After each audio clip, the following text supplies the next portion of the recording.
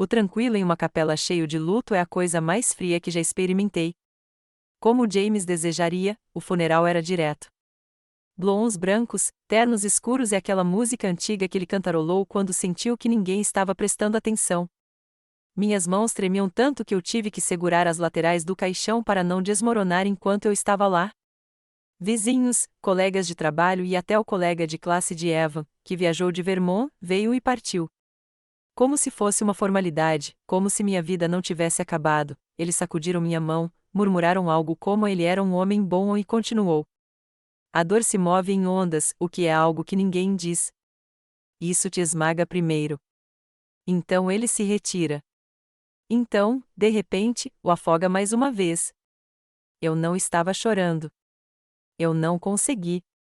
Eu estava em um estado de dormência que me fez pensar se ainda estava vivo, um lugar além do pensamento e além de soluçar. Ela entrou naquele momento. Eu não sabia quem ela era. Ela não usava trajes funerários. Apenas calças, um suéter bege e um bebê nos braços, sem vestido preto, sem véu. Quando todo mundo chegou para enterrar um cara, havia um bebê na capela. Ela trouxe nova vitalidade com ela. Ela não fez hesitação. Ela não fez uma pausa para orar ou olhar para os assentos. Ela veio diretamente até mim depois de descer pelo corredor, além do altar e passar pelas pessoas que estavam murmurando atrás das mãos. Eu pisquei. Eu considerei brevemente a possibilidade de conhecê-la, mas não consegui identificá-la. Ela poderia ter sido uma colega de trabalho de James. Ou talvez ela tenha vindo me consolar. O que o bebê pode ter sido? O neto dela? Um garoto de primo? Então ela começou a falar. Ela falou claramente, suavemente e sem arrependimento. Ele é o irmão do seu filho. A criança choramingou um pouco e se aproximou do peito enquanto se agitava em seus braços. Incapaz de entender as palavras, eu olhei para ela enquanto elas se repetiam na minha cabeça. Esse é o irmão do seu filho? Minha boca ficou ressecada. O que? Logo acima de um sussurro, perguntei. Aproximando-se, ela segurou o bebê para mim educadamente e sem força, como se estivesse me dando um lenço emprestado ou uma bolsa de supermercado. Peço desculpas por ter que fazer isso aqui, mas não tinha outra maneira de entrar em contato com você, afirmou ela. Eu não queria que ele crescesse na ignorância de suas origens. Olhei para o bebê, que tinha talvez 6 meses de idade. Ele tinha uma covinha no rosto esquerdo, aparência leve e olhos castanhos. Um pouco de mão agarrou a borda do cobertor e a puxou para seus lábios. Meus joelhos ficaram fracos. Eu tropecei e me peguei na esquina do caixão, mas não desmaiei. Fui trazido de volta ao tempo presente pela borda de madeira que cavou na minha palma. Havia pessoas ao meu redor. Aqueles que observaram. Aqueles que estavam sussurrando eram subitamente mais audíveis. Eu me fiz olhar para ela. Quem é você? Eu perguntei. Minha voz quebrou. Mesmo eu não conseguia ouvir o som. Ela não respondeu. Ela simplesmente olhou para mim como se eu já entendesse, como se as peças estivessem no lugar. Eu simplesmente não tinha conectado os pontos ainda. Por fim, ela respondeu: eu vou. Eu não vim para agitar as coisas. Tudo o que eu queria fazer era o que era certo. Mika é o nome dele. Mika. O nome me atingiu como um fardo que eu não estava preparado para suportar. No entanto, por trás da perplexidade, doença e tristeza, senti uma mudança. Olhei para o bebê mais uma vez. E eu vislumbrei James. O homem no caixão, não. Minha esposa. O cara que içaria Eva em seus ombros e o girava até que os dois caíram em risadas. O homem que beijou minha testa quando eu estava doente sussurrou que ele cuidaria de tudo. Eu vi aquele homem na curva do queixo do bebê. Minha respiração presa. E naquele momento, de pé no caixão do meu marido, segurando nada além da beira do caixão e das últimas peças de uma vida que pensei que entendi, percebi que não sabia tudo. Nem mesmo perto. Antes de começarmos, informe-nos nos comentários de onde você está assistindo. Não se esqueça de gostar, compartilhar e se inscrever para obter histórias mais poderosas. Se você tivesse me perguntado 6 meses atrás como era minha vida, eu teria dito até previsível. Eu era Carlin Maroho, 58 anos, casado com James por 35 desses anos. Morávamos em uma modesta casa de tijolos em Cincinnati, com persianas verdes e um balanço rangerente de James. Insistia em consertar toda primavera, mas nunca realmente o fez. Nosso único filho, Evan, havia crescido e se mudou há quase uma década, mas ele ainda vinha todos os domingos como um relógio. Sempre fome, sempre com algo novo para reclamar do trabalho. Eu amei essas visitas. Eu faria muita comida e ele fingia não tomar sobras, mas sempre encontrei os contêineres ausentes na geladeira na segunda-feira de manhã. James havia trabalhado em logística da cadeia de suprimentos para quase 20 anos. Nada glamouroso, mas pagou as contas. Ele saiu todas as manhãs às 7h45 da manhã e chegou em casa às 5h15, como se o mundo corresse em seu relógio de pulso. Ele odiava surpresas, amava café preto e ouvia jazz suave enquanto pagava as contas na mesa da cozinha. Havia conforto em sua rotina, mesmo quando às vezes desejava que ele o quebrasse apenas para dançar comigo na cozinha ou reservar uma escapada aleatória de fim de semana. Eu não estava infeliz. Na verdade, meus dias estavam cheios de propósito. Eu corri uma pequena loja de flores no centro da cidade que costumava pertencer à minha mãe, Lynette. Ela me ensinou a linguagem das flores, como tulips disse perdão, como as peonias sussurraram. Eu sempre amei como Flowers falava quando as pessoas não conseguiam. James não era romântico, mas todo aniversário ele me trazia rosas amarelas porque eram favoritas da minha mãe. Eu pensava que isso significava algo. Havia um ritmo na nossa vida. Aos sábados, fizemos mantimentos juntos. Ele empurrou o carrinho enquanto eu lia rótulos em voz alta e revirou os olhos quando ele escapou em biscoitos. Noites de domingo, assistimos a reprises de shows de detetive enquanto dobravam a roupa. Às vezes ele acenava para acenar com uma meia na mão e eu assistia o rosto dele, alinhado e cansado, mas familiar, firme, seguro. Obviamente, tivemos nossos argumentos, pequenas coisas, principalmente dinheiro, as escolhas de Eva, se devemos finalmente reformar a cozinha, mas nada de destruição da terra. Nada que eu não conseguia sair depois de uma noite de sono. Achei que era assim que o casamento real parecia depois de 3 décadas. Não é mágica do filme, mas parceria. Entendimento silencioso. 1000 pequenos sacrifícios feitos sem serem solicitados. É por isso que o acidente de carro me surpreendeu de várias maneiras. James havia saído de casa cedo naquele dia, mais cedo do que o normal, dizendo que teve uma reunião em Dayton. Ele beijou minha bochecha enquanto eu ainda estava meio dormindo e prometeu que ele voltaria no jantar. Ele nunca chegou em casa. Um semi passou um sinal vermelho na rota 35 e o atingiu de frente. O policial disse que ele morreu instantaneamente. Eu nem consegui dizer adeus. Nos dias que se seguiram, mudei-me por nossa casa como um fantasma. Cada canto segurava pedaços dele, o creme de barbear na pia do banheiro, a caneca de café não lavada ao lado da cama, os sapatos alinhados com a porta. Eu não conseguia tocar nada disso. Parecia que apagar alguém que acabará de respirar ao meu lado. As pessoas apareceram com caçarolas e cartões, e eu assenti por suas condolências como se estivesse lendo um roteiro que não havia ensaiado. Minha mãe apareceu e tentou me fazer comer. Eu não podia. Eva ficou 2 noites, mas sua dor parecia raiva. Ele instalou tudo, o correio se acumulando, os planos funerários e até o tom do pastor. Eu acho que me vendo tão ainda o assustou. Por tudo isso, fiquei dizendo a mim mesma uma coisa. Pelo menos eu sabia quem era James. Pelo menos tivemos uma boa vida. Sem segredos, sem escândalos, apenas amo isso amadureceu em algo mais silencioso, mais duradouro. Essa era minha âncora. Essa foi a única verdade que me apeguei quando o mundo começou a girar. Mas essa verdade, como tantos outros, não era inteira. Era apenas o que eu escolhi ver. Olhando para trás agora, percebo o quanto não questionei. Quanto eu me conformei na rotina e a rotulei de devoção. Eu pensei que tinha tudo. Um homem bom, um lar pacífico, uma história compartilhada. O que eu não sabia era que a dor não era o único estranho a caminhar pela minha porta. Tudo começou com meias. Não apenas meias. Pequeno, azul e macio como nuvens. O tipo com pequenas garras de borracha no fundo, em forma de estrelas. Encontrei-os enquanto lavava a roupa na quinta-feira à tarde, enterrada no bolso da bolsa de Duffel da noite para o dia de James. Ele voltou de outra conferência em Columbus na noite anterior, deixou a bolsa no corredor como de costume e foi direto para a geladeira para uma cerveja. Nada incomum, nada fora do comum. Mas quando fui desembalar as coisas dele, lá estavam elas, meias de bebê. No começo, eu ri.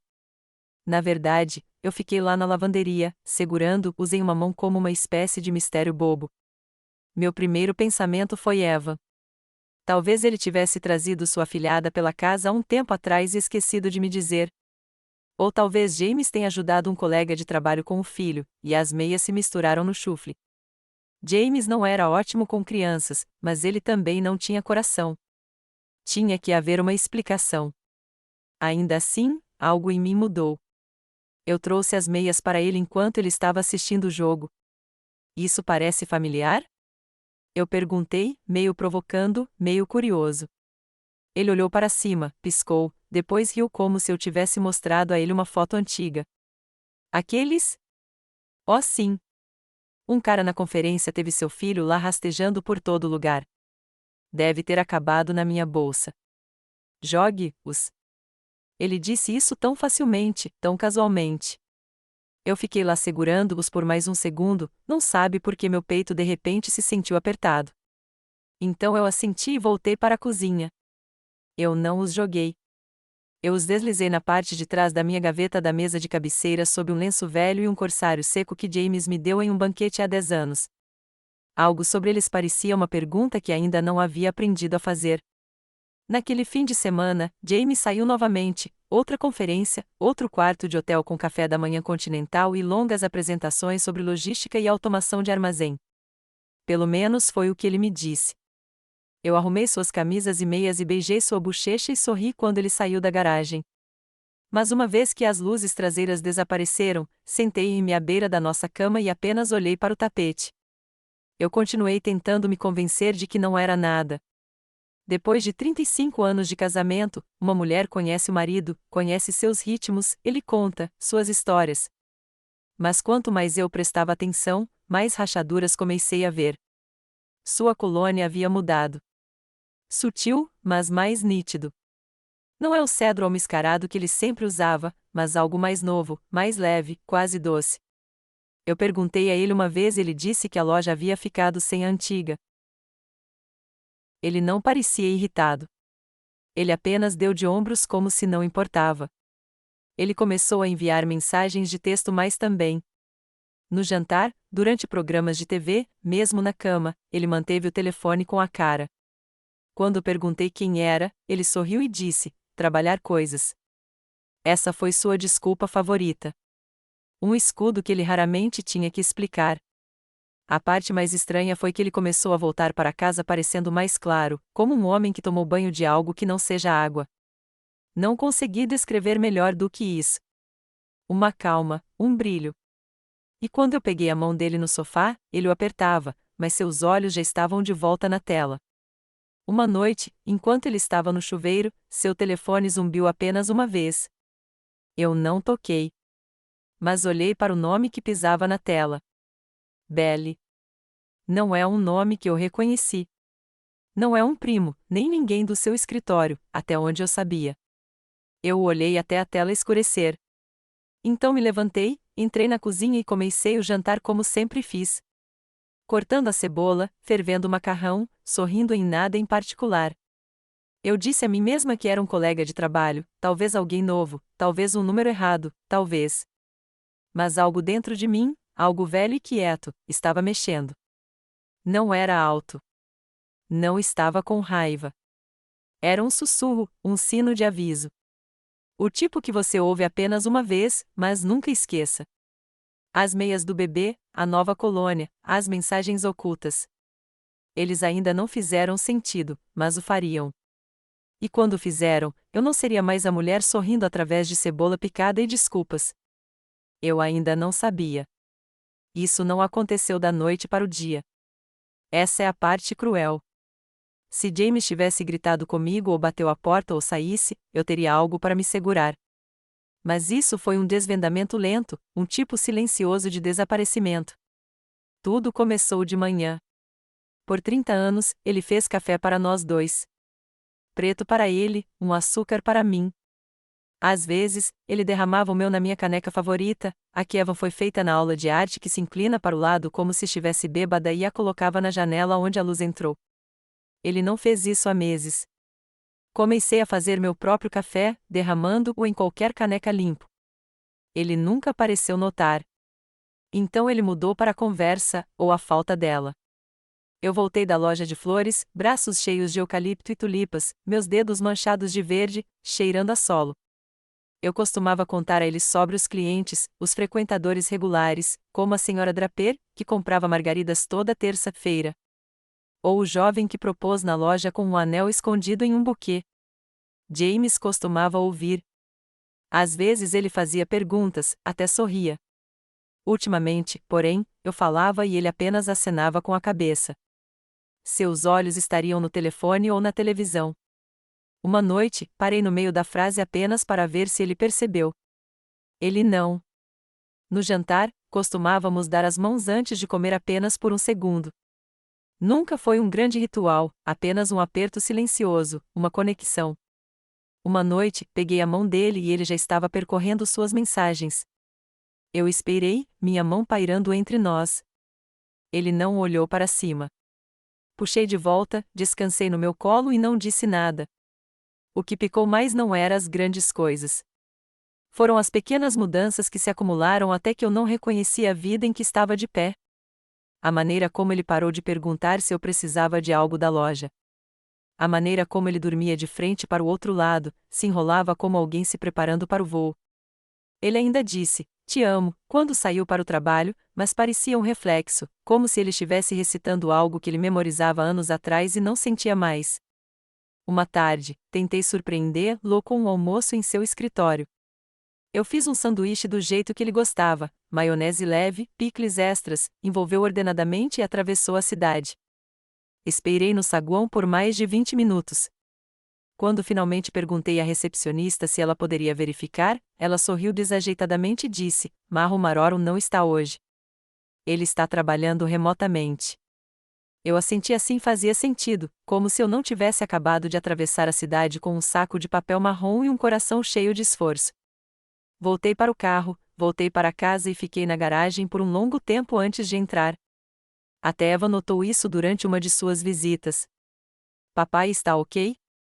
Ele perguntou durante o almoço. Ele mal me disse 2 palavras para mim. Eu queria defender James. Eu queria dizer que ele estava cansado ou estressado ou lidando com problemas de trabalho, mas tudo o que eu poderia dizer era, não sei mais. Comecei a me sentir um fantasma em minha própria casa. Eu caminhava pelo corredor e via fotos nas paredes, férias, aniversários, 3 sorrindo em suéteres combinando e sentimos que estava assistindo a vida de outra pessoa, alguém que já tinha significado, alguém que antes importava. Eu tentei alcançá-lo em pequenas maneiras. Comprei para ele um novo par de abotoaduras para o nosso aniversário. Prata, gravada com suas iniciais. Ele me agradeceu, me deu um beijo na testa e os deixou na mesa de cabeceira. Ele nunca os usou, nenhuma vez. Não havia gritos, nem traição que eu poderia apontar, apenas essa erosão constante como um rio usando uma pedra. Nem tudo de uma vez, mas gotejou por gotejamento. Eu ainda podia ver a forma do nosso casamento, mas estava escavando sob meus pés. E ainda assim, eu disse a mim mesma que era apenas uma temporada. As pessoas se separam às vezes, mas também crescem juntos, não são? Eu me apeguei a essa esperança como uma balsa vital. Fiquei com o Missouri acreditando porque a alternativa, aceitando que o homem com quem eu havia construído uma vida estava flutuando em algum lugar que eu não conseguia seguir, era muito doloroso para citar, pelo menos ainda não. Aconteceu em um domingo. Eva e sua noiva, Grace, haviam acabado de se engajar, e estávamos jogando uma pequena celebração em nossa casa. Nada chique, apenas amigos e familiares, alguns atendiam comida, alguns balões amarrados à grade da varanda. Passei a manhã inteira preparando, polindo os talheres, passando a toalha de mesa, organizando hortênsias brancas e rosas rosa macias no vaso que costumava pertencer à minha avó. Eu queria que fosse perfeito. Eu queria que Eva se sentisse orgulhoso de ver como ele era amado.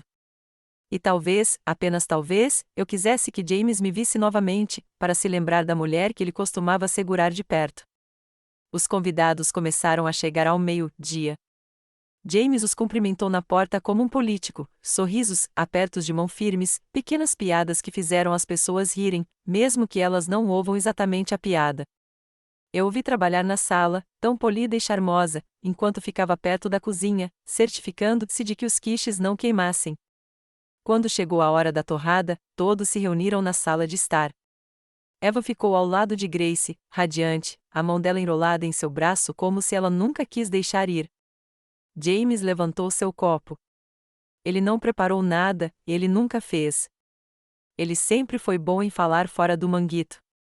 Para Eva e Grace, ele começou com aquela voz suave que sempre fazia as pessoas se inclinarem. Vocês dois me lembram de nós de volta quando não tínhamos ideia do que estávamos fazendo, mas acreditávamos um no outro de qualquer maneira. Todo mundo riu. James continuou, girando o champanhe na taça. Que seu amor fique fresco. Você pode nunca parar de ouvir. Que você sempre tenha o que sua mãe e eu tivemos uma vez. O quarto ficou parado. O que sua mãe e eu tivemos uma vez. Não o que temos. Não é o que ainda compartilhamos. Uma vez tive. Senti a respiração deixar meu corpo. Meu rosto congelou em um sorriso, mas meu coração afundou como se tivesse sido arrancado debaixo d'água. Ele nem olhou para mim. Ele acabou de beber do copo, virou-se para Eva e disse: Você nos deixou orgulhosos. As pessoas aplaudiram. Grace apoiou a cabeça no ombro de Eva. A música começou novamente. O riso voltou para a sala, mas eu fiquei ali ainda segurando uma bandeja de tortas de limão, meus dedos tremendo. Ele não quis dizer isso como um insulto. Essa foi a pior parte. Ele nem percebeu o que havia dito. Não foi calculado. Era casual, impensado, como a ideia minha, já havia sido arquivada no passado. Coloquei silenciosamente a bandeja na mesa e caminhei até o banheiro. Eu não chorei. Eu me encarei no espelho e tentei lembrar da última vez que ele olhou para mim como se eu fosse importante, como se eu fosse mais do que um espaço reservado em uma casa em que costumávamos construir sonhos. Quando voltei, ninguém percebeu que eu estava fora. James estava na varanda rindo com os futuros sogros de Eva. Grace estava mostrando seu anel de noivado a uma de suas amigas. Eu me mudei pela sala, reabastecendo bebidas, limpando pratos, sorrindo quando falados. Eu desempenhei o papel da graciosa anfitriã, a orgulhosa mãe, a esposa da sorte. Mas por dentro, algo rachado. Naquela noite, quando House estava quieta novamente, eu a trouxe. Sua torrada, eu disse suavemente. O que você disse sobre o que já tivemos? Ele estava a se despir para a cama, dobrando a camisa com precisão mecânica. Ele fez uma pausa, confusa. Que tal? Fazia parecer, como se não tivéssemos mais isso. Ele piscou, jogou a camisa no cesto. Era apenas uma figura de fala, Carlen. Não se transforme em algo que não é. Ele desligou a luz antes que eu pudesse responder. Deitei na cama naquela noite olhando para o teto, ouvindo o apito suave de sua respiração ao meu lado. Eu estava a centímetros dele, mas me sentia a quilômetros de distância. Não porque ele disse a coisa errada, mas porque ele não entendeu por que doía. Essa foi a humilhação. Não apenas as palavras faladas na frente dos outros. Não da maneira que eles caíram tão sem esforço de seus lábios, mas a percepção de que ele não me via como seu parceiro. Eu era apenas a mulher com quem ele compartilhou uma hipoteca, a mãe de seu filho. Uma memória já desaparecendo. E a pior parte, eu havia sorrido na frente de todos. Não havia um canudo final. Sem partida gritando, sem portas batidas, nenhuma mala jogada no gramado, apenas silêncio, esticando-se lentamente até cobrir tudo. James havia se tornado um homem com quem eu morava ao lado, não com. Nós compartilhamos uma cama, mas não calor. Nós compartilhamos uma cozinha, mas não conversas. Ele ainda trouxe o correio, ainda dobrava a roupa, ainda pagava as contas a tempo, mas seus olhos raramente encontravam os meus. E quando o fizeram, eles passaram por mim como se eu fosse uma peça de mobiliário familiar. Comecei a dormir de costas para ele. No começo, pensei que era temporário, apenas uma temporada ruim, uma pausa. Os casais passam por isso. Eu disse a mim mesmo que mais vezes do que posso contar. Mas uma manhã, percebi que não conseguia me lembrar da última vez que ele me beijou a Deus. Eu fiquei junto à janela com meu café, seu antigo hábito, e o vi sair da garagem sem um olhar para casa. Naquele dia, arrumei minhas malas, não dramaticamente, não em um turbilhão de lágrimas, silenciosamente. Peguei a bolsa noturna que usei quando visitei minha irmã em Indianápolis e enchi algumas roupas, minha escova de dentes, meu diário e o par de brincos James me deu em nosso 10º aniversário, só porque ainda os amava, não porque me sentia amado. Eu não deixei uma nota. Eu não disse a Eva. Eu nem chamei minha irmã.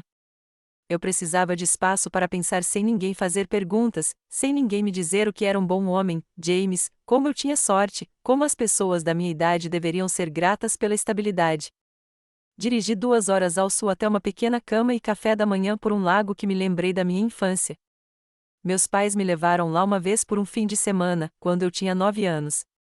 Naquela época, parecia mágico, lumes na grama alta, o cheiro de pinheiro, o som da água batendo suavemente contra a costa. Não sei o que me fez pensar disso, mas no momento em que pulei para a entrada de carros, algo dentro de mim exalou pela primeira vez em meses. O proprietário, uma mulher de cabelos grisalhos chamada Lois, não perguntou por que eu estava lá sozinha. Ela me entregou uma chave, me mostrou uma pequena sala com papel de parede floral e uma cadeira de balanço na janela e me deixou em paz. Na primeira noite, sentei-me na varanda com uma xícara de chá e ouvi o vento farfalhando nas folhas. Não era paz, não exatamente, mas estava quieto, e era meu. Eu fiquei 3 noites. Ninguém ligou. Quando voltei para casa, James não perguntou onde estava. Ele olhou para cima do jornal quando eu vi pela porta, assentiu uma vez e disse: "Ei." Foi isso. Sem preocupação, sem raiva, sem curiosidade, apenas: "Ei." Como se eu tivesse saído de leite e voltasse 3 dias depois. E foi aí que eu soube. Ele nem percebeu que eu estava fora. Na verdade, minha ausência não interrompeu sua vida de maneira significativa. Eu poderia ter sido alguém, qualquer sombra passando pelos corredores, qualquer mulher enchendo a geladeira e lavando a louça. Eu já estava em sua mente. Eu não lutei com ele. Eu não implorei. Não listei as maneiras pelas quais me senti abandonado enquanto ainda dormia em sua cama. Não exigi desculpas ou explicações. Eu já esperava muito tempo para aqueles. Simplesmente voltei para minha vida, reorganizei algumas coisas e mantive minha distância. Amigos perguntaram como estávamos. Eu sorri e disse que estávamos bem. Eva notou a tensão, mas estava planejando um casamento e muito distraído para se aprofundar. Eu deixei ser. Eu não tinha deixado o casamento, não no papel, mas me afastei de qualquer outra maneira que contava, e ninguém parecia notar, o que, por sua própria maneira, era a prova mais clara de todos. O fundo do poço nem sempre vem com pratos gritando ou quebrando ou saídas dramáticas. Às vezes, chega em absoluta quietude, no silêncio, quando não há mais nada a dizer ou fazer. Veio para mim na noite anterior ao funeral de James. O Ruuso estava muito quieto. Eu sempre pensei em silêncio como pacífico. Mas naquela noite, parecia opressivo. Cada relógio tic, todo o rangido do piso de madeira sob meus pés parecia ensurdecedor. Eu passei por cada quarto, incapaz de ficar parado. A cozinha cheirava fracamente de limpador de limão. A mesa da sala de jantar ainda tinha o corredor de mesa que eu havia comprado no Natal passado. Uma parte de mim queria virar, arruinar alguma coisa, qualquer coisa. Mas eu não. Em vez disso, eu me vi de pé na porta do quarto, olhando para o lado da cama, onde ele costumava dormir. Seu lado do armário ainda estava cheio, camisas pressionadas e penduradas ordenadamente, sapatos revestidos em uma fila perfeita. Ajoelhei-me e abri a gaveta inferior. No interior, estavam as coisas usuais: meias, cintos, um emaranhado de carregadores antigos e, sob uma pilha de gravatas, encontrei o relógio dele. Foi o que eu dei a ele no nosso 20º aniversário. Prata com uma pequena gravura nas costas, ainda escolhendo você. Ele não usava isso há anos. Disse que não gostava mais do peso no pulso. Mas lembrei-me de como ele estava orgulhoso quando ele abriu a caixa. Como ele me puxou para perto e sussurrou: "Você sempre sabe exatamente o que eu preciso." Eu segurei o relógio na mão e me sentei na beira da cama. O peso disso pressionou na minha palma e, de repente, era difícil respirar. Eu não chorei. Eu chorei. O tipo de soluço que começa no peito, sacode a coluna e deixa você ofegando. Eu apertei o relógio e me dobrei como meu corpo estivesse tentando desaparecer. Eu não estava apenas chorando por James. Eu estava chorando por todos os anos que esperava sua atenção, seu carinho, seu retorno. Eu estava de luto pela mulher que eu estava. A mulher que costumava acreditar que a lealdade a protegeria do desgosto. Foi então que eu admiti. Não para mais ninguém, mas para mim mesmo. Ele não me amava há anos. E eu sabia. Eu sabia. E eu fiquei. Eu enterrei os sinais. Eu sorri através deles. Eu me apeguei a restos, convencido de que eles eram suficientes. E agora ele se foi.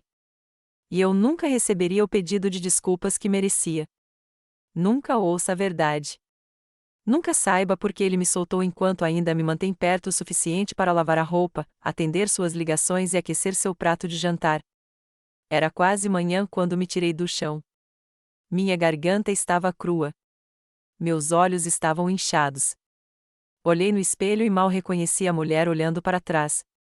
Ela parecia cansada, mas não quebrada. Escavado, mas não vazio.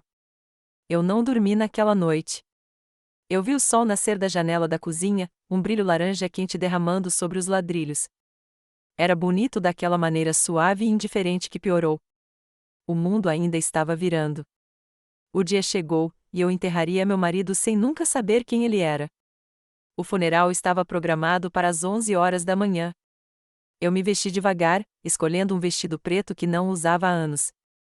Ele se encaixava mais do que eu lembrava, abraçando as partes de mim que envelheceram sem permissão. Eu prendi meu cabelo, deslizei nos brincos da minha avó e coloquei um rosto que eu podia me esconder para trás. Quando entrei na funerária, o perfume de lírios me atingiu como uma parede. James odiava lírios, disse que o lembravam da morte. Eu quase ri da ironia.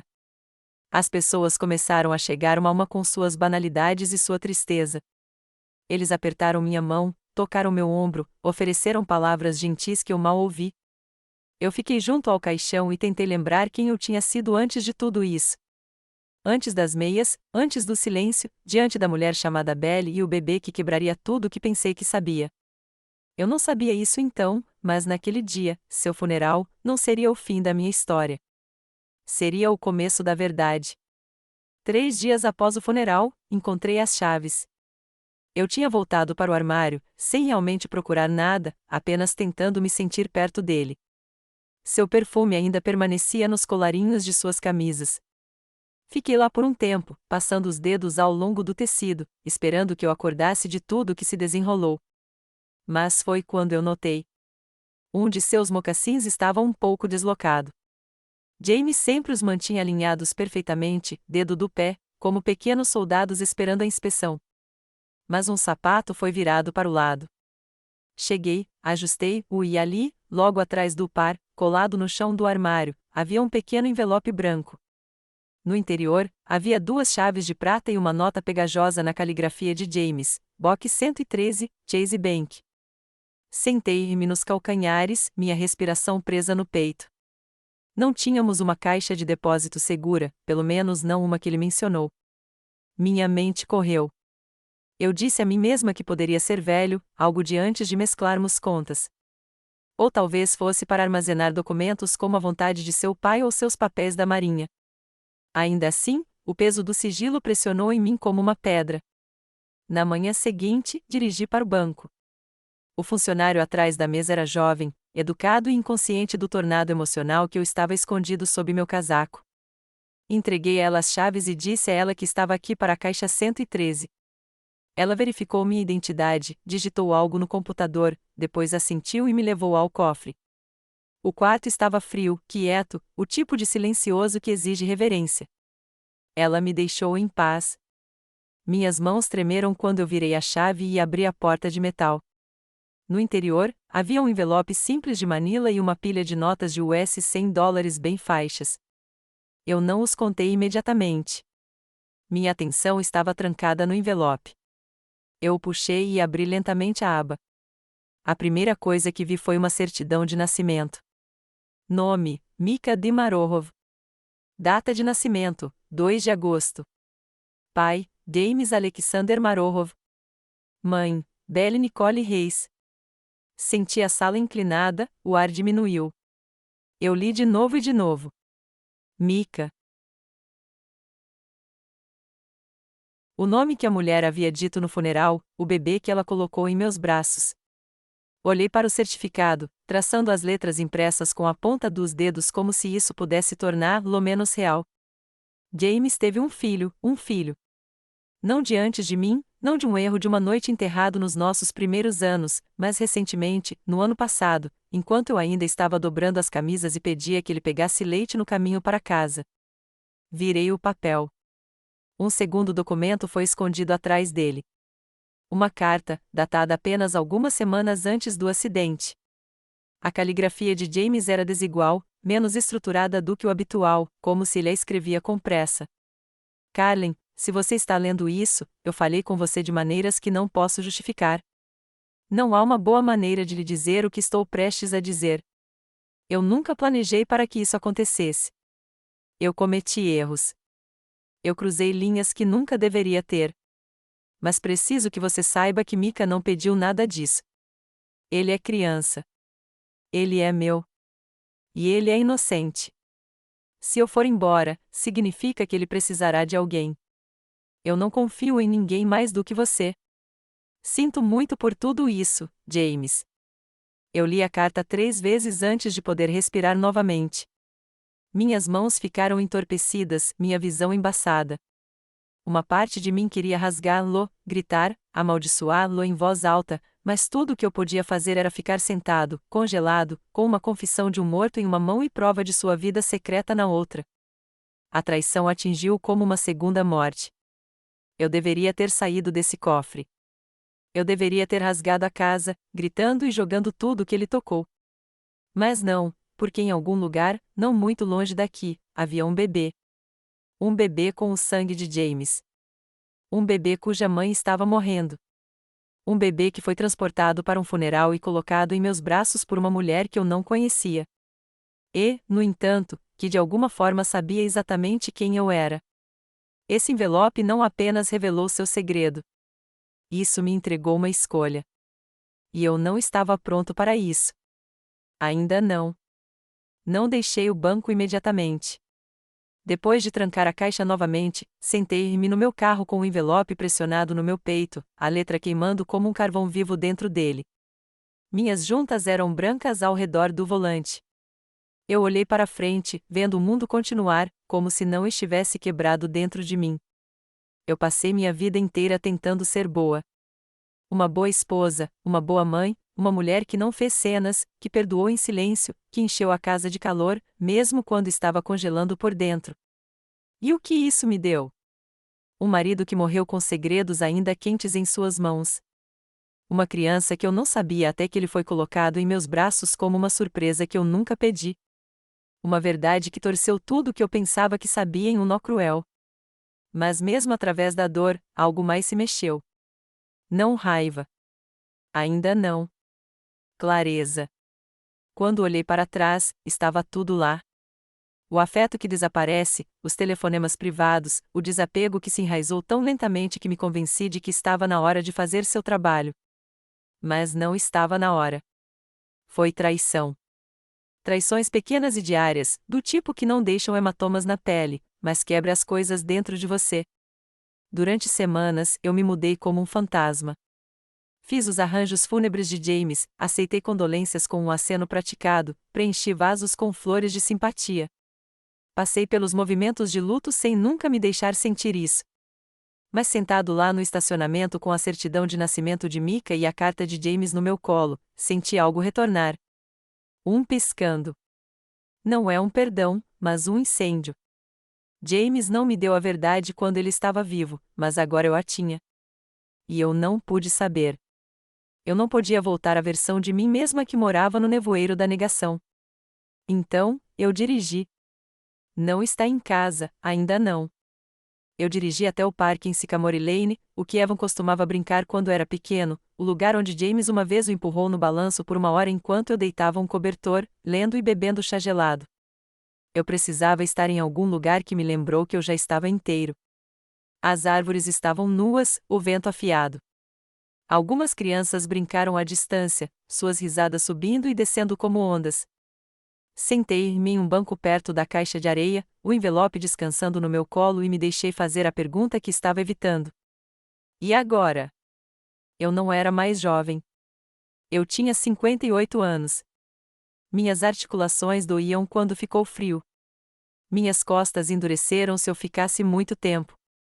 Eu deveria estar entrando na estação suave e tranquila da vida, netos, livros na varanda, um homem ao meu lado para preencher os espaços em branco da minha memória quando esqueci que dia era.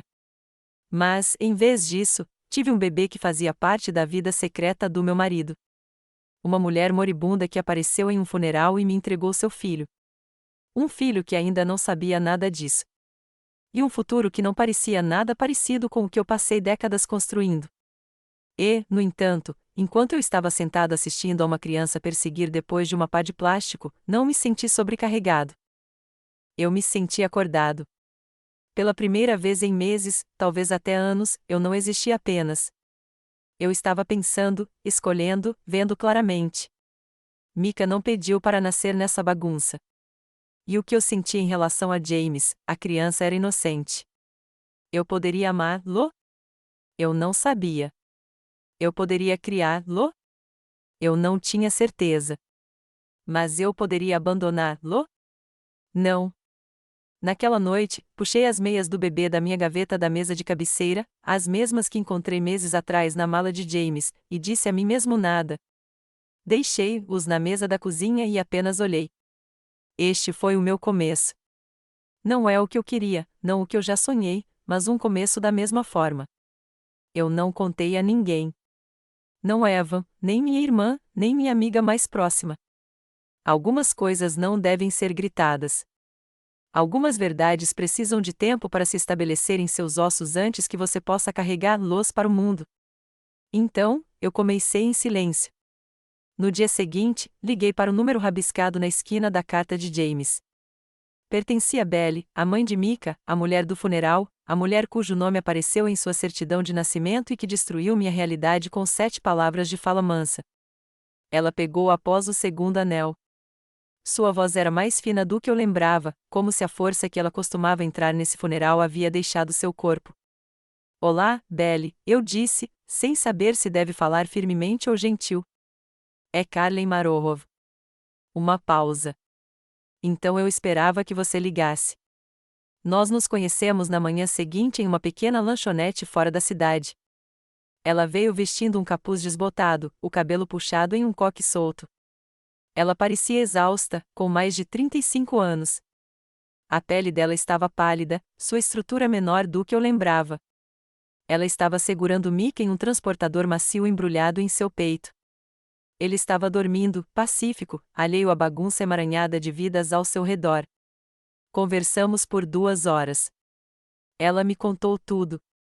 Ela conheceu James quando trabalhava como enfermeira durante uma curta estadia no hospital há 2 anos. Ele a visitou depois, a ajudou financeiramente quando ela foi diagnosticada com linfoma. O relacionamento deles começou como gratidão. Ele se transformou em outra coisa. Ela nunca quis destruir minha vida. Ela disse, eu nem sabia que ele era casado no começo e, quando descobri, eu já estava grávida. Eu não a perdoei. Não então. Mas eu também não a odiei. Ela estava morrendo sozinha. Sem irmãos, sem pais, ninguém para levar o filho. Ela veio ao funeral para não expor James, mas para encontrar Micah um futuro. Deixei essa reunião com mais respostas do que eu esperava e um novo tipo de peso. Micah não precisava apenas de abrigo. Ele precisava de um guardião legal, uma mãe, uma chance de uma vida intocada por mentiras. Então, comecei a me preparar. Não em voz alta, não com drama. Silenciosamente, deliberadamente. Primeiro, liguei para meu advogado e perguntei o que seria necessário para garantir a tutela. Então, retirei algum dinheiro da economia, o suficiente para cobrir a papelada, taxas e quaisquer despesas que possam vir. Eu não disse a Eva. Eu não estava pronto. Até que eu entendi a imagem completa. Em seguida, visitei meu médico. Eu não tinha um check-up completo há algum tempo e, se eu iria criar um bebê com quase 60 anos, precisava saber o que meu corpo ainda poderia suportar. A enfermeira piscou quando eu disse a ela que poderia estar sendo pai novamente, mas ela sorriu. Ela disse que eu parecia mais saudável do que a maioria das mulheres 10 anos mais jovem. Eu ri pela primeira vez no que parecia meses.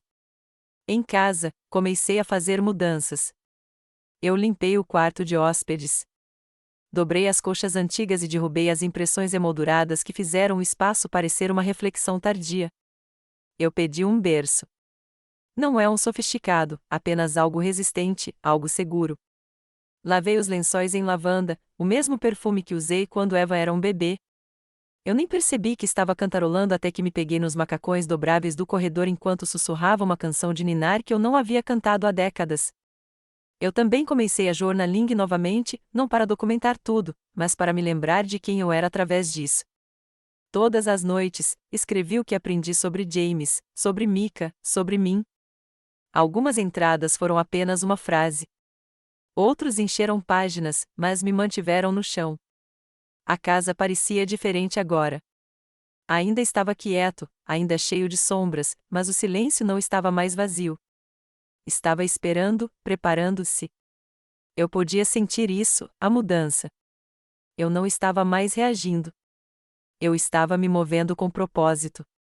E embora eu não tenha dito uma palavra para o mundo, sabia disso, minha vida havia aberto, e finalmente estava escolhendo o que a enchi.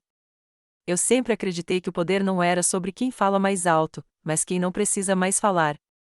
Nas semanas depois de me encontrar com Belly e comecei a me preparar para Micah, notei o ar ao meu redor mudou. Não dramaticamente, sem fogos de artifício, mas algo sutil, interno, como minha coluna ouve endireitou sem que eu percebesse. Parei de esperar por explicações que nunca veriam. Parei de repetir as palavras de James, tentando decodificar o que ele quis dizer com todo silêncio, toda a frase inacabada. Em vez disso, segui em frente. Eu me vi mais alto. Mesmo quando a dor ainda me circulava, isso não me controlava mais. Ele andou atrás de mim. Não me engoliu mais inteiro. E o mundo, notou, não porque eu contei qualquer coisa a ninguém, mas porque parei de me desculpar pela minha presença. Eva chegou uma tarde, deixou algumas correspondências e parou no corredor quando viu o quarto de hóspedes recém-pintado, o berço, as roupas dobradas do bebê. Mãe, ele disse lentamente.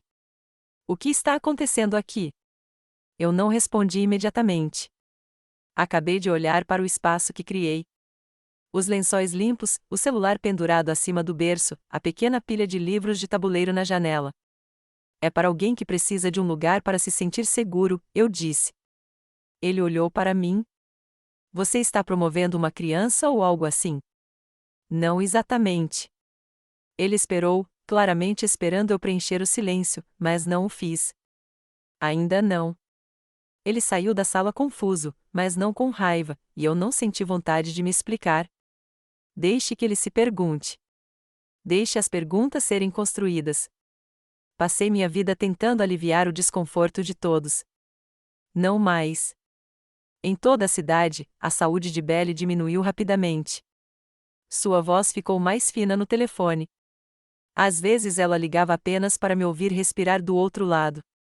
Outras vezes, ela perguntava se o quarto de Micah estava pronto e eu diria a ela suavemente, sim. Ela assinou os jornais 2 dias depois que sua terceira rodada de quimioterapia falhou. Meu advogado lidou com a transferência de tutela temporária. Sem imprensa, sem caos, apenas assinaturas, testemunhas. Uma mudança silenciosa na base da minha vida. No dia em que trouxe Micah para casa, choveu. Não é difícil, apenas uma garoa leve e constante que fez o mundo cheirar a terra limpa. Ele foi embrulhado no mesmo cobertor azul que Belly colocou no funeral. Ele dormiu durante o passeio de carro. Quando carreguei para dentro, parei na entrada. Eu olhei para a casa que antes parecia um mausoléu e vi algo diferente agora. Parecia que havia exalado, como se finalmente tivesse abinado espaço para algo novo. Coloquei Mika gentilmente no berço e fiquei ali vendo-o respirar. Seu minúsculo peito se levantou e caiu. Uma mão se contraía durante o sono. Esqueci como os bebês frágeis pareciam, o quão pesado eles se sentiam em seus braços, apesar do tamanho deles. Como poderia ser o silêncio sagrado quando vier de um lugar de paz? Eu não chorei. Acabei de ficar lá sabendo que nunca seria o mesmo. As pessoas começaram a perceber. Os vizinhos fizeram perguntas, é claro, silenciosamente a princípio. Carlen, isso é um bebê que ouvi na outra noite? Você está cuidando do neto de alguém? Eu sorri e disse, ele fica comigo por um tempo. E ninguém pressionou demais, mas vi a curiosidade em seus olhos. Eu vi a mudança na maneira como eles falaram comigo, menos condescendente, mais respeitoso, como se sentissem que eu tivesse entrado em algo mais forte, algo inabalável. Mesmo na igreja, os sussurros começaram, alguns gentis, alguns cruéis. Ela está criando um bebê na idade dela? O marido dela não acabou de morrer? Mas entrei naquele santuário a cada semana com Mika no meu quadril e minha cabeça erguida. Eu não devo que ninguém responda.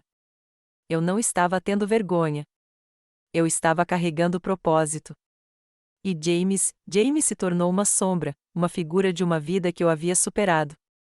Sua memória ainda vivia nos cantos desta casa. Mas agora tinha que abrir espaço para canções de ninar e alimentação à meia-noite. O poder mudou, não porque eu exigi, porque parei de precisar de mais alguém para me entregar. Eu escolhi uma tarde de domingo para contar a Eva. Estava construindo, suas perguntas, sua incerteza, a maneira como ele olhava para o berço toda vez que visitava, seu olhar arremessando entre mim e Mika, como se ele estivesse tentando resolver um quebra-cabeça sem a imagem na caixa. Eliane já perguntou diretamente. Ainda não. Mas eu podia sentir o peso dele no ar, grosso e prensado, como uma tempestade esperando para quebrar. Então eu o convidei para almoçar. Apenas nós dois, sem graça, sem distrações. Fiz o seu favorito, salada de frango em croissants com um lado de chips de chaleira e fiz a mesa como eu sempre fazia quando ele era adolescente e chegava em casa após um exame ruim. Parecia estranho, confortando-o com sanduíches quando o que eu estava prestes a dizer iria arrancar o chão debaixo dele. Ele chegou em um capuz e boné de bola, o cabelo ainda úmido da academia. Ele beijou minha bochecha, cheirou o ar e me deu um sorriso cansado. Você não teve que cozinhar. Eu queria, eu disse. Sentar. Coma primeiro. Mantivemos a conversa leve. Como estava o trabalho, como a Graça ficou impressionada com o planejamento do casamento, como os Bengals o estavam decepcionando novamente nesta temporada. Eu assenti, sorri, deixei-o falar e, quando os pratos foram empurrados para o lado, e a luz da tarde se derramou pela mesa da cozinha como um aviso suave, limpei minha garganta. Há algo que preciso lhe dizer. Ele olhou para cima. A piada caiu do rosto como uma máscara escorregando. Ok. Cheguei atrás de mim e puxei o envelope que fiquei escondido em uma gaveta por semanas. A certidão de nascimento, a carta de James, os documentos legais mostrando tutela temporária. Coloquei-os na mesa em frente a Evan como cartas em um jogo que eu nunca quis jogar. Ele olhou para eles, confuso no começo. Então ele pegou o certificado. Mika de Marohov. Pai, James Alexander Marohov. Mãe, Belle Nicole Reis. Sua mão congelou. O que é isso? Ele perguntou, voz baixa. Isso, eu disse calmamente, é seu irmão. Ele olhou para mim como se eu tivesse falado um idioma que ele não entendia. Não, disse ele, balançando a cabeça. Isso tem que ser falso. Pai?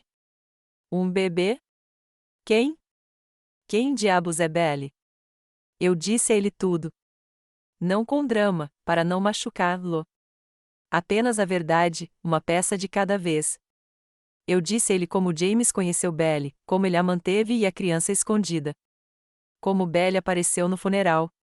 Como encontrei a caixa de depósito segura, a letra, a verdade. Como Mika foi deixado sem mais ninguém. Ele não interrompeu. Ele não se mexeu. Ele apenas ficou lá, sua mão segurando a borda da mesa como se fosse a única coisa que o mantinha na posição vertical. Quando terminei, o silêncio entre nós estava mais alto do que qualquer argumento poderia ter sido. Finalmente, Evan se recostou na cadeira e olhou para mim como se eu fosse um estranho. E daí? Você está apenas cuidando dele agora? Como se nada tivesse acontecido. Como nada disso destruiu nossa família? Não, eu disse, não como se nada tivesse acontecido. Tudo aconteceu. Seu pai nos traiu. Ele viveu uma vida dupla e depois morreu e deixou as consequências no meu colo. Eu respirei fundo. Mas Micah não é uma consequência. Ele é criança, uma criança inocente que não escolheu nada disso, e eu não o punirei pelas escolhas de James. Evan levantou-se, sua mandíbula apertou. Seus olhos estavam vermelhos, mas secos. Então, você vai apenas criá-lo como ele? Eu já sou. Ele olhou para mim então, realmente olhou para mim, e por um momento eu o vi. A dor, a descrença, o desgosto que refletia o meu. Não sei se posso aceitar isso, disse ele. Não estou pedindo que você aceite agora. Estou pedindo que você não dê as costas a alguém que nunca pediu para estar aqui. Ele não disse mais nada. Acabei de pegar sua jaqueta e saí. A porta se fechou atrás dele com uma finalidade que eu não esperava. Mas eu não o persegui. Passei toda a minha vida perseguindo a paz, perseguindo a aprovação, perseguindo o amor. Desta vez, fiquei exatamente onde estava. 2 semanas se passaram. Evan não ligou. Eu não o empurrei. Eu dei a ele o espaço que eu sabia que ele precisava. O tipo que eu gostaria que alguém tivesse me dado quando aprendi a verdade pela primeira vez. Eu continuei aparecendo para Micah, alimentação da meia-noite, aquecimentos de garrafa de manhã cedo, mudanças de fraldas, canções de ninar sussurraram através de uma voz rachada.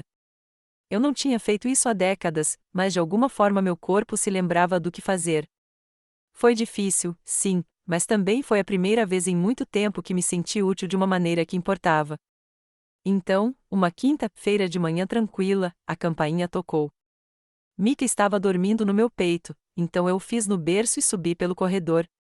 Quando abri a porta da frente, não esperava ver um homem em um blazer cinza segurando uma pasta de couro. Senhora Carlin Marorov? Sim. Eu sou Daniel Fields. Eu era o advogado imobiliário do seu marido. Posso entrar? Eu pisquei. Eu pensei que a vontade já estava resolvida. Há um segundo arquivo, uma confiança, na verdade. Estava separado de sua propriedade principal. Ele instruiu que fosse entregue pessoalmente, mas somente depois que Micah foi colocado sob seus cuidados. Eu o olhei por um momento, atordoado. Então eu me afastei e o deixei N. Ele sentou-se na mesa da sala de jantar, no mesmo lugar onde Eva havia se sentado quando eu disse a verdade e abri a pasta. No interior, havia uma pequena pilha de documentos legais e um envelope selado. Isso, disse ele, colocando os papéis gentilmente sobre a mesa, é um fundo fiduciário que James criou há cerca de um ano. Ele possui aproximadamente US$ 250 mil. O único beneficiário é Micah Dimarorov.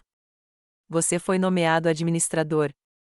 Você tem controle total sobre sua gestão, despesas médicas, educação, qualquer coisa relacionada aos seus cuidados. Eu não falei. Eu não podia. Meu coração estava batendo em meus ouvidos. Ele deslizou o envelope em minha direção. Ele também deixou uma carta para você. Eu abri com dedos trêmulos. Carlin, se isso chegar a você, significa que tudo o que eu tinha medo de enfrentar se tornou realidade. Eu nunca pretendi enganá-lo por tanto tempo. Eu pensei que poderia contê-lo, separá-lo da vida que construímos. Mas os segredos não ficam onde você os coloca. Micah foi um erro nas circunstâncias, não em espírito. Ele é inocente e eu te conheço. Você sempre viu a criança, não a vergonha. Deixei o que pude para ajudar a criá-lo. Você é mais forte que eu. Você sempre foi. Espero de alguma forma que isso lhe dê uma lasca da paz que eu não poderia lhe dar enquanto estava vivo, James. Dobrei a letra com cuidado, deslizei de volta para o envelope e olhei para Daniel. Por que eu não sabia disso? James os separou intencionalmente. Ele disse que não queria que o futuro de Micah dependesse de como alguém estava zangado depois que ele se foi. Ele disse, com licença, ele disse que se alguém pudesse proteger uma criança sem deixar a amargura atrapalhar, era você. Exalei lentamente, não por perdão, mas pelo peso de receber a peça final de um quebra-cabeça que não pedi para concluir. Quando Daniel saiu, sentei-me no berçário e observei Micah dormir. Tracei as linhas de sua mão minúscula com o dedo e sussurrei: você ficará bem. Não sei o que vem a seguir, mas você ficará bem. O dinheiro não apagou a traição, mas me deu algo que James nunca havia oferecido enquanto estava vivo. Confiar. Não no sentido romântico, mas na prática, no concreto. Ele poderia ter nomeado alguém. Ele poderia ter dado esse dinheiro a outra pessoa para supervisionar, mas não. Ele me deu, não como um pedido de desculpas, mas como um reconhecimento. Era a coisa mais próxima da justiça que eu ia conseguir. Não justiça do tribunal, nem reivindicação pública, mas justiça pessoal. O tipo que permite que você olhe no espelho e diga: eu não era o tolo. Fui eu quem ficou gentil quando tinha todos os motivos para não. Jamais e todos os outros para me entregar. James não havia me deixado tudo. Mas o que? Sistema, ele saiu foi suficiente. Não para reconstruir a vida que tivemos, mas para construir algo novo. Era uma noite de domingo quando Evan voltou. Eu não estava esperando ele. Não houve texto, nenhuma ligação, nenhum aviso. Eu tinha acabado de tomar banho Micah, envolvendo-o em uma toalha quente e cantarolando suavemente enquanto eu o agitava pela janela. A casa cheirava fracamente de lavanda e fórmula. Do lado de fora, o céu estava listado com ouro e roxo, o tipo de céu que fez você fazer uma pausa, não importa o tipo de dia que você teve. A batida na porta era hesitante, não urgente, apenas insegura. Quando abri, Eva ficou lá, mãos nos bolsos, olhos de sangue. Não das lágrimas, pensei, mas de pensar muito, muito tempo. Eu não sabia se você gostaria de me ver, disse ele. Eu me afastei. Você sempre é bem-vindo. Ele entrou lentamente, olhando em volta como se a casa tivesse mudado desde a última vez que ele ficou nela. E de certa forma, tinha. Eu também. Ele viu Micah no berço e fez uma pausa. O bebê ainda estava acordado, piscando sonolento no celular macio acima de sua cabeça. É ele. Eu assenti. Isso é Micah. Ele não se aproximou imediatamente, apenas ficou lá, as mãos apertadas ao lado, respirando como se ele não tivesse certeza se era permitido. Eu tenho tentado descobrir como se sentir, disse ele. Parte de mim está furiosa. Outra parte parece que eu nem sei quem era o pai, mas na maioria das vezes sinto que menti, e não sei como fazer as pazes com nada disso. Sentei-me no sofá, deixando espaço ao meu lado. Eu não o pressionei. Não ofereci conselhos ou uma pequena resposta. Em vez disso, eu disse: você pode sentir tudo isso e não precisa fazer as pazes com isso da noite para o dia. Ele se sentou lentamente, cotovelos de joelhos, olhando para o chão. Você já suspeitou de alguma coisa? Eu engoli. Sim, mas eu não queria acreditar. Eu me contei histórias para preencher as lacunas, porque às vezes é mais fácil viver no que você espera ser verdade do que enfrentar o que realmente é. Ele assentiu, os olhos ainda batidos. O que ele estava pensando, mãe? Ter outro filho? Mantendo isso em segredo? Ele achou que nunca seria pego? Eu não respondi imediatamente. Então eu disse: eu acho ele pensou que tinha tempo. Hora de consertar talvez, ou esconder-lo ou explicar-lo nos termos dele, mas o tempo acabou. Micah soltou um gurgume suave, puxando nossa atenção. Evan se levantou e se aproximou do berço lentamente. Ele olhou para o bebê, seu meio-irmão, e por um longo momento não disse nada, apenas assistiu. Micah piscou para ele e depois estendeu a mão com uma mão minúscula. Eva hesitou, então ele estendeu um dedo. Micah pegou. Esse simples gesto quebrou algo em nós dois. Eva limpou a garganta. Ele tem os olhos do pai. Eu assenti. E seu queixo. Ele deu uma risada pequena e amarga. Ótimo. Outro marro com aquela mandíbula teimosa. Ficamos ali em silêncio, observando Mika chutar suavemente sob seu cobertor. Finalmente, Evan olhou para mim. Não estou dizendo que estou bem com tudo, mas não quero fingir que ele não existe. Aquele garoto não escolheu nada disso. Não, eu concordei, minha voz suave. Ele não fez. Ele esfregou a parte de trás do pescoço. Eu conversei com Grace sobre isso. Ela ficou chocada, obviamente. Mas ela disse algo que ficou comigo. Ela disse: você não precisa estar pronto para amá-lo, mas não cometa o erro de fechar a porta antes mesmo de saber o que está do outro lado. Eu sorri. Ela é uma mulher sábia. Ela é, disse ele, depois olhou para mim. Então, e agora? Você o levanta. Você realmente acha que pode fazer isso de novo? Eu não sei, eu disse honestamente.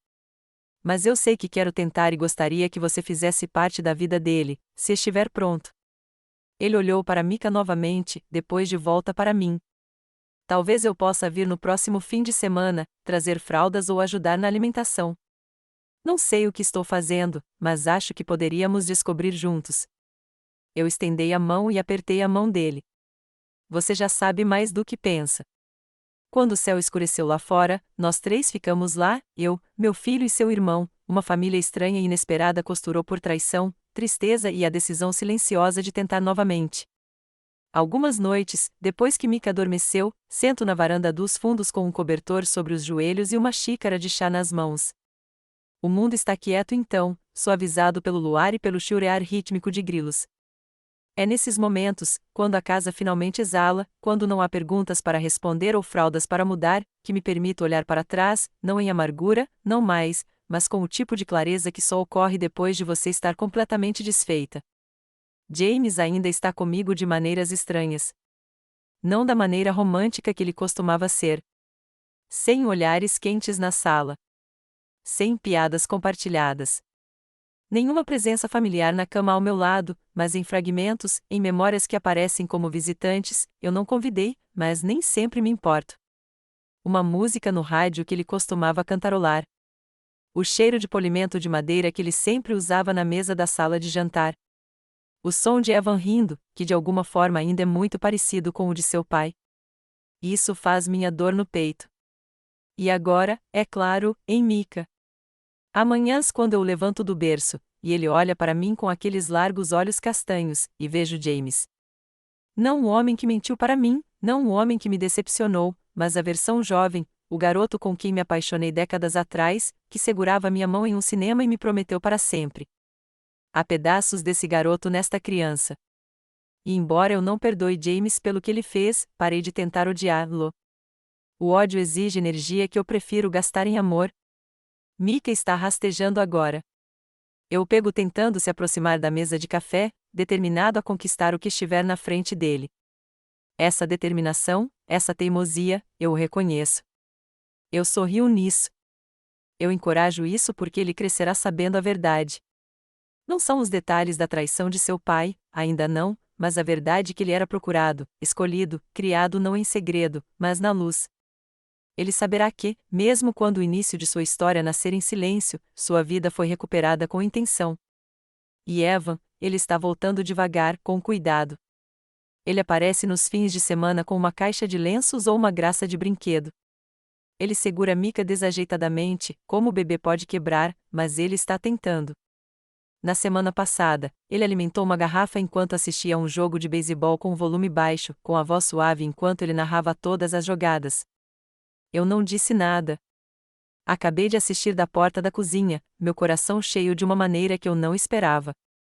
Não somos a mesma família que costumávamos ser, mas talvez seja algo melhor. Agora somos verdadeiros, imperfeitos, recuperando e moldados pelo sofrimento, mas não por isso. Descobri que não há fim para lutar.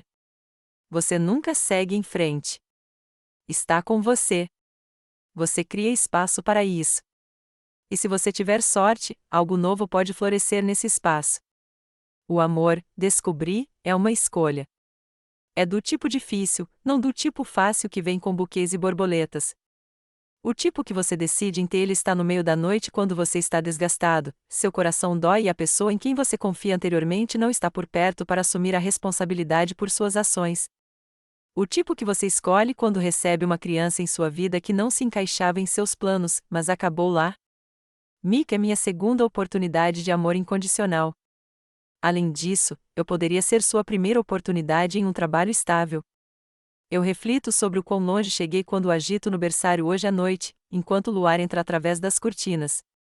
Como o cheiro de leite quente, música suave e sorrisos de bebê substituíram a tranquilidade e a tristeza que uma vez permeava a nossa habitação. Não tenho que contar tudo a todos.